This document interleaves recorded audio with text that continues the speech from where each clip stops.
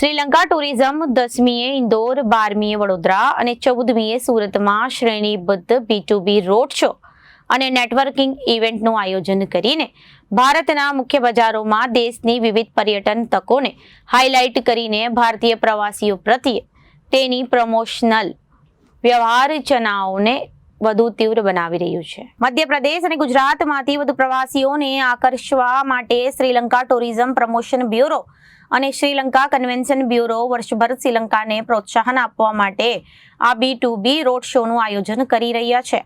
આ ઇવેન્ટ્સ શ્રીલંકા અને ભારત વચ્ચેના સંબંધોને મજબૂત કરવા માટે શ્રીલંકાના પ્રવાસન ઉદ્યોગ વિવિધ આકર્ષણો, સ્થિતિસ્થાપકતા અને વૃદ્ધિ પ્રદર્શન કરશે।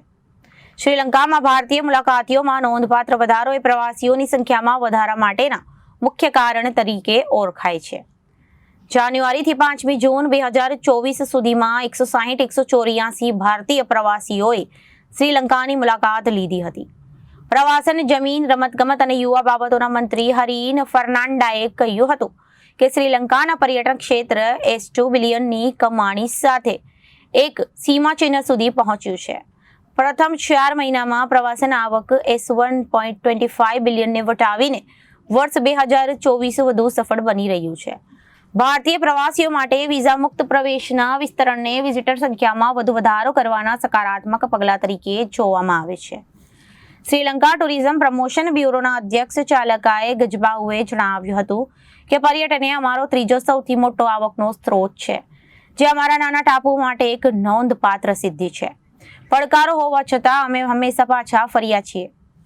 2022માં અમે સંક્રમણ કર્યું અને હવે માત્ર સૂર્ય અને દરિયા કિનારા કરતાં વધુ ઓફર કરે છે। છેલ્લા 5 મહિનામાં અમારું ધ્યાન ડિજિટલ ઝુંબેશ પર છે અને ભારતીય બજાર અને એક અને બધા માટે અનુકૂળ પ્રવાસ ભારતીય હોટલ રોકાણો સાથે અમને વિશ્વાસ છે કે તમે પાછા ફરવા માંગો છો। આજે લી મેરિડિયન ખાતે શ્રીલંકા ટુરિઝમનો એક રોડ શો કરવામાં આવ્યો છે, ત્યાંથી આપણે બોમ્બેમાં શ્રીલંકન કોન્સ્યુલેટના જે ઇઝ એક્સેલન્સી છે એ પણ આવ્યા છે અને ત્યાંના ટુરિઝમ ડિપાર્ટમેન્ટના કન્સ્યુલેટ પણ આવ્યા છે અને બહુ સારો રોડ શો દેખાઈ રહેલો છે। અત્યારે 35થી 40 ટ્રાવેલ એજન્ટ સપ્લાયર્સ ત્યાંથી આવ્યા છે। સરસ ઓપોર્ચ્યુનિટી છે સુરતના લોકો, સુરતના ટ્રાવેલ એજન્ટ્સ માટે નવા ડેસ્ટિનેશન્સ એક્સપ્લોર કરવા માટે, અને શ્રીલંકા એઝ ઇટ ઇઝ બહુ વર્ષોથી સારામાં સારી જગ્યા ફરવા માટે રહી ચૂકી છે। માલદીવ્સ છે, આ બધું છે। શ્રીલંકામાં બધું જ મળે છે। તમારે હિલી એરિયા જોઈએ, હિલી એરિયા મળે છે, જંગલ એરિયા જોઈએ, જંગલ એરિયા મળે છે, સી બીચ જોઈએ છે, સી બીચ મળે છે, સિટી એરિયા છે, સિટી એટલે કોમ્બો છે આખી વસ્તુનો। એડવેન્ચરસ વસ્તુ જોઈએ તો ત્યાં એ પણ મળે છે। પછી રિલિજિયસ ટૂર, આપણે ઇન્ડિયન્સ માટે સૌથી મહત્ત્વનું શું છે? રામાયણ છે। રામાયણનો અડધો ભાગ એટલે રામાયણ ક્યાં થઈ હતી? શ્રીલંકામાં જ થઈ હતી।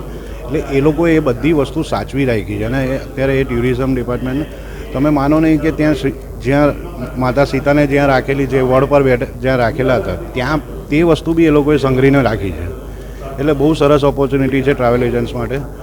મારા હિસાબે શ્રીલંકાને બહુ સારી રીતે પ્રમોટ કરવો જોઈએ।